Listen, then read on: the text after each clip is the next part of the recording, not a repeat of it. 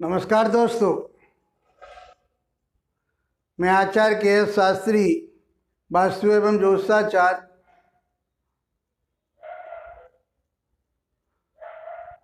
फलित ज्योतिष के सिद्धांत में आज अध्याय 54 की बात करेंगे। अध्याय 54 में सिंह लगन के आधार पर कौन कौन से ग्रह शुभ होंगे, कौन कौन से ग्रह अशुभ होंगे, ये हम जानेंगे। अब आप आसानी से समझ पा रहे होंगे, आज हमारी ये 5वीं वीडियो आपके सामने आ रही है। हम 4 वीडियो आप लोगों तक पहुंचा चुके हैं। उनके माध्यम से अब सारे जो भाव हैं उनको आप समझ गए होंगे कि कौन कौन से भाव का क्या क्या नाम होता है। उन भावों के आधार पर ही अभी हमने ग्रह कहीं भी नहीं बैठा ले, केवल जो राशियां हैं उन्हीं राशियों के जो स्वामी ग्रह हैं उन्हीं के आधार पर बात चल रही है। हम जब इनको पहचान लेंगे तो ग्रह कहाँ बैठा है, किस भाव में बैठा है, वो हम विश्लेषण में आपको बताएंगे। वो कितनी हानि करेगा, कितना आपको लाभ देगा, वो सब चर्चा हमारी आगे रहेगी। लेकिन यहाँ भावों के आधार पर कौन कौन से ग्रह लगन के अनुसार शुभ होते हैं और कौन कौन से ग्रह अशुभ होते हैं, उनकी चर्चा चल रही है। हमने 4 कैटेगरी में इनको बांट रखा है, आप समझ पा रहे होंगे इनको। तो सिंह लगन में कौन सी राशि है? सिंह राशि है। और सिंह राशि के स्वामी कौन होते हैं? सूर्य होते हैं। और लग्नेश हमेशा शुभ होता है, तो इसलिए सूर्य को हमने शुभ की कैटेगरी में रख दिया। अब उसके बाद में हम बात करते हैं त्रिकोण की। त्रिकोण में गुरु है। 5वें भाव का स्वामी कौन है? गुरु। तो गुरु को भी हम शुभ कैटेगरी में मान लेते हैं, क्योंकि जबकि ये 8वें भाव का भी स्वामी है, तो ये मिश्रित फल देगा, लेकिन शुभ ही फल देगा। यहाँ के आधार पर जब हम विश्लेषण करेंगे तब इनकी भी चर्चा होगी, क्योंकि ये भाव जो हैं अशुभ भाव हैं। तो अशुभ भाव का स्वामी होने के बाद वो उसमें भी अष्टम भाव का स्वामी है, तो ये मान के चलते हैं कि यहाँ का भी वो फल देगा। कोई भी ग्रह है वो इन भावों के भी फल देते हैं, चाहे शुभ ही क्यों ना हो। तो इसको हम मिश्रित मान लेते हैं, शुभ भी देगा और ये अशुभ भी देगा, लेकिन हम शुभता में ही लेके चल रहे हैं इसको। दूसरा हमारा यहाँ 9वें भाव में मेष राशि है। मेष के स्वामी मंगल होते हैं और मंगल की दूसरी राशि केंद्र में है, इसलिए केंद्र और त्रिकोण के स्वामी योग कारक हो जाते हैं। तो मंगल इसमें सबसे योगकारी ग्रह माना गया। लगन के बाद इस मंगल का, भाग्येश का अच्छा प्रभाव रहेगा, श्रेष्ठ प्रभाव रहेगा, शुभ फल देगा।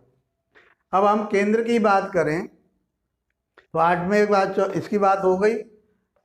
ये मारक भाव है। 7वें भाव को मारक मान के ही चलिए, क्योंकि मारक हमेशा अशुभ होता है। तो शनि को यहाँ पर हम अशुभ मारक भाव, अशुभ में नहीं, मारक भाव में शनि को मानेंगे, क्योंकि ये मारक भाव है, ये छठा भाव है। दोनों तरफ से ये अशुभ हो गया, लेकिन यहाँ का ध्यान रखिए कि ये मारक भाव है, ये भी मारक भाव है, तो इनको नहीं भूलेंगे। दूसरे की बात करें हम 10वें भाव में। 10वें भाव में दूसरी राशि बैठी है वृष राशि। वृष के स्वामी होते हैं शुक्र, और दूसरी राशि उसकी बैठी है त्रिषडाई में, तीसरे भाव में। तो यहाँ से हम उसको शुभ भी मान सकते हैं, क्योंकि शुक्र शुभ ग्रह होता है। तो त्रिषडाई में क्या कहा गया? शुभ ग्रह हैं तो शुभ मानेंगे और अशुभ ग्रह हैं तो अशुभ मानेंगे। लेकिन उनकी शुभता और अशुभता, शुभता तो त्रिकोण से कम रहती है और अशुभता जो है वो त्रिक से कम रहती है उसकी।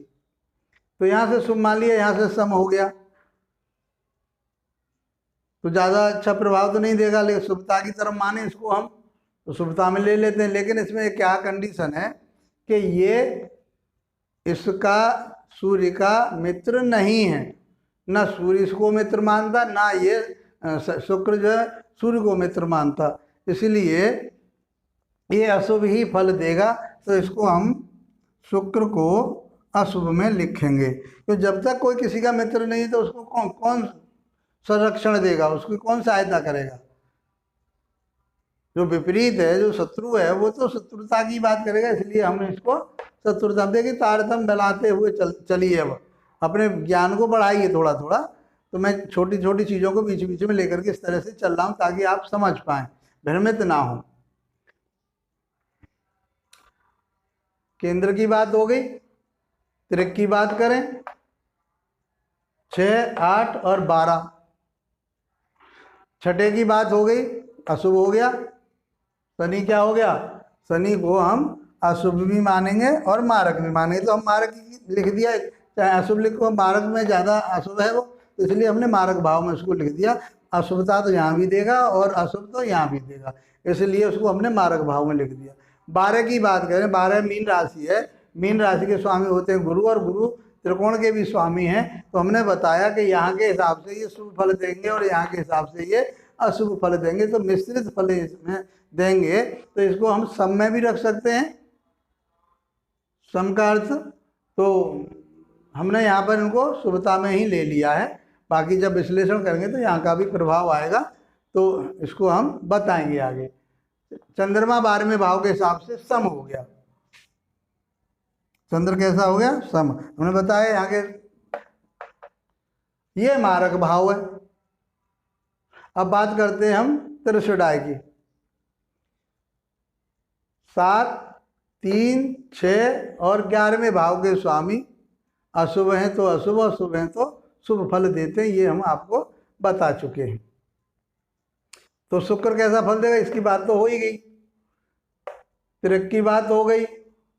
अब कौन रह गए? मारक रह गए। तो मारक में एक तो शनि हो गया और दूसरा कौन मारक हो गया? बुध हो गया। इसको हम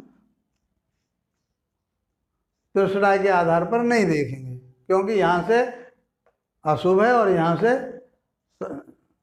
शुभ माने इसको, तो क्या हो जाएगा? अशुभ और शुभ सम्मान करके इसको बुध को भी हम मारक मानेंगे, मारक का स्वामी तो मारक ही मानेंगे।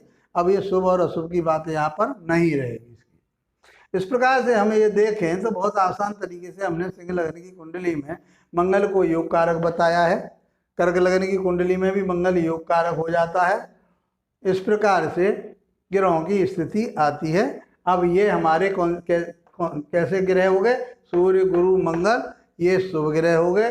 शुभता में इसलिए लिखा हमने गुरु को, क्योंकि ये इसका सूर्य का मित्र है, उसी की सेना का मालिक है, सदस्य है, तो इसलिए हमने इनको शुभता में ही लिया है। तो सूर्य, गुरु, मंगल ये शुभ ग्रह हो गए। और अशुभ ग्रह में शुक्र हो गया और शनि भी हो जाता है अशुभ ग्रह में। सम ग्रह में चंद्रमा हो गया, मारक ग्रह में शनि और बुध हो गया। तो इस प्रकार से इनकी गणना की गई और आप समझ पाए होंगे इसको। और आसानी से मैं आपको एक एक चीज़ बता के चल रहा हूँ। तो आशा करता हूँ ये फलित ज्योतिष का जो हमारा कोर्स है ये आपको जो लाभ दे रहा होगा, और लाभ दे रहा है, इसको आप इसका लाभ उठा पा रहे हैं तो इसको लाइक कीजिए, शेयर कीजिए, सब्सक्राइब कीजिए और बेल आइकॉन को दबाइए। इसके साथ आप लोगों का धन्यवाद। नमस्कार।